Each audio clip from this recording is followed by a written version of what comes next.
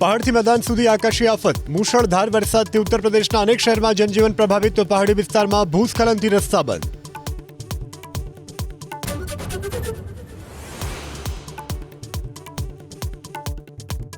ખેડૂતો માટે રાહતના સમાચાર. અપર એર સાયક્લોનિક સર્ક્યુલેશન સક્રિય થતા વધશે વરસાદનું જોર. આગામી 7 દિવસ વરસાદની આગાહી. માછીમારોને દરિયો ન ખેડવા સૂચના.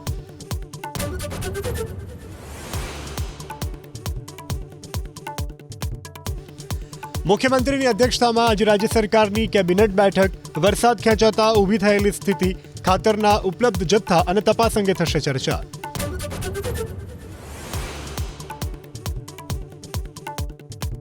10 સપ્ટેમ્બરે યોજાશે ખેડા જિલ્લા દૂધ ઉત્પાદક સહકારી સંઘની ચૂંટણી. ઉમેદવારો 20 થી 28 ઓગસ્ટ સુધી ભરી શકશે ફોર્મ.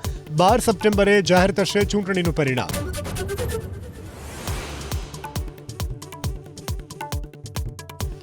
વૈશ્વિક પડકારો વચ્ચે રાહતના સમાચાર. મોંઘવારી દર જુલાઈમાં ઘટી અને 8 વર્ષના તળિયે. ખાવા પીવાની વસ્તુ સસ્તી થતા મળી રાહત.